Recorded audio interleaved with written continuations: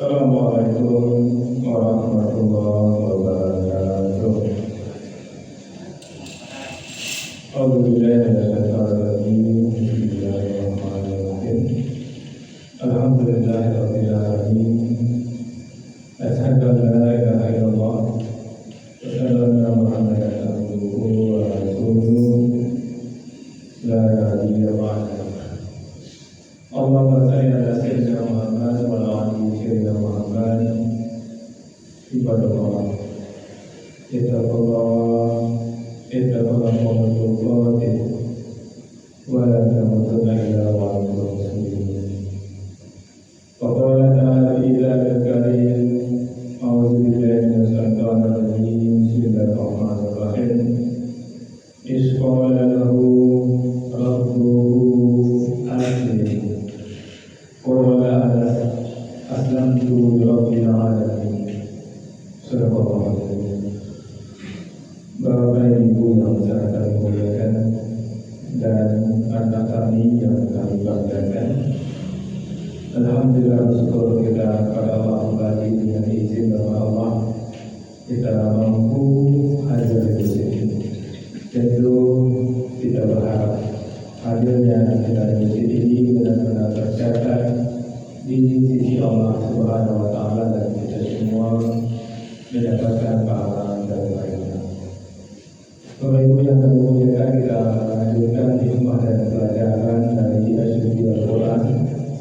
Sekarang kita masuk surat Al-Baqarah ayat 131. Apa kata Allah Bapak Ibu?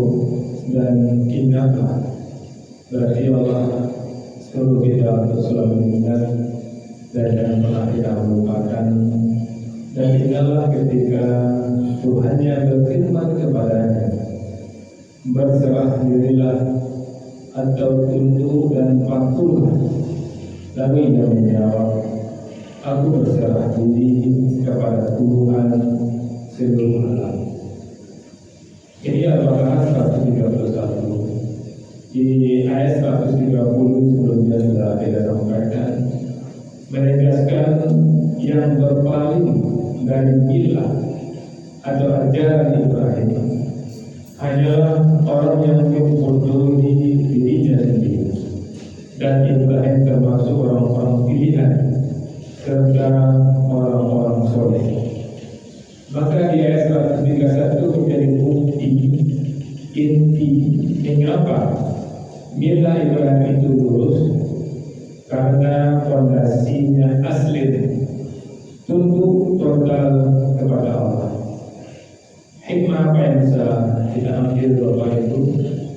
Seperti ayat sebelumnya, hikmahnya yang pertama, Islam itu tunduk bukan hanya letter, bukan hanya nama, bukan hanya panggilan, tapi betul-betul asli berserah diri.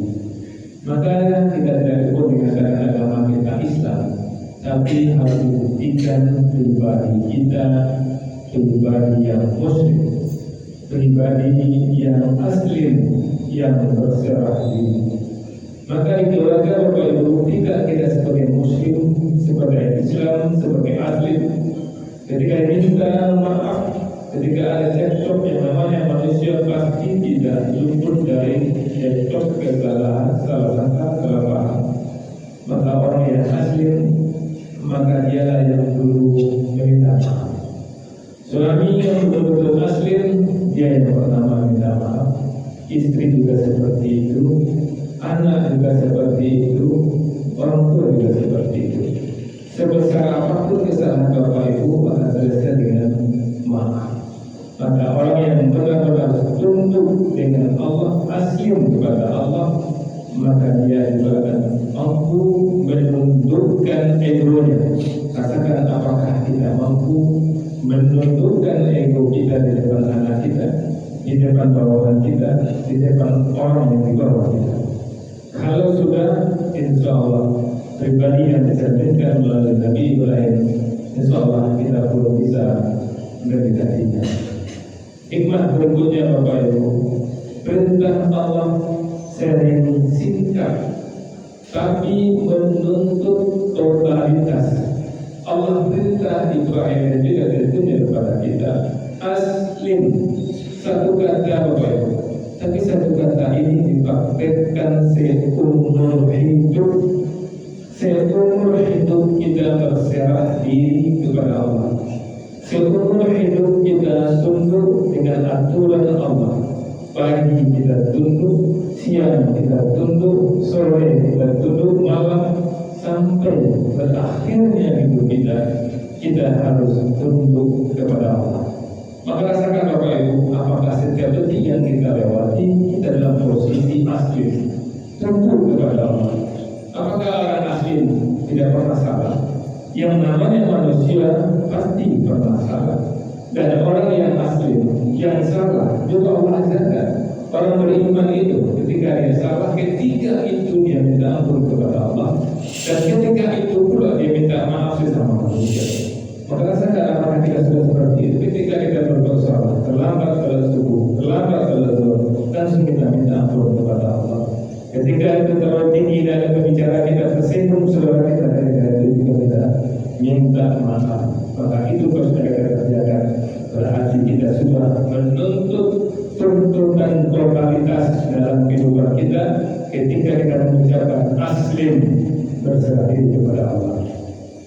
Kemudian hikmah berikutnya, Bapak Ibu, yang bisa kita ambil dari Al-Baqarah 191. Jawaban terbaik adalah taat tanpa banyak debat.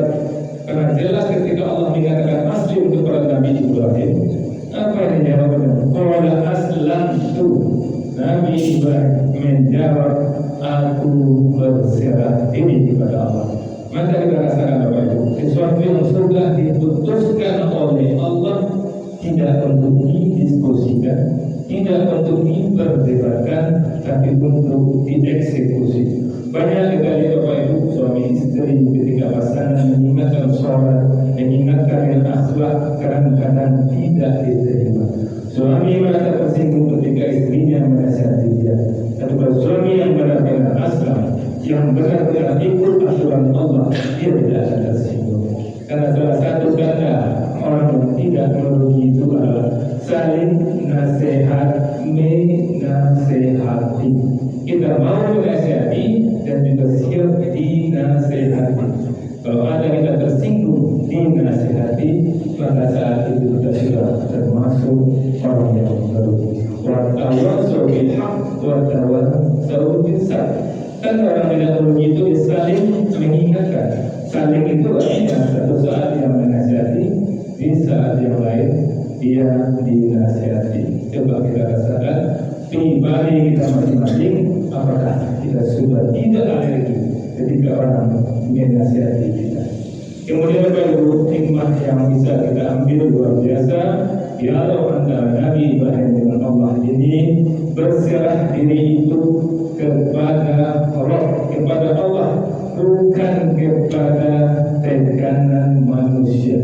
Karena jelas di sini orang gambarkan liwabbi kepada Allah. Maka nampakkanlah dalam kehidupan kita sebagai penjual, sebagai pembeli, tidak menipu timbangan para pembeli, tidak paham, tidak menyembunyikan cacat barang para pembeli tidak mengetahuinya.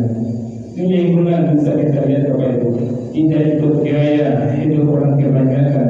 Banyak orang sekarang ini yang pamer sini pamer sana, orang yang pamer sini pamer sana, dia lupa dia bisa seperti itu.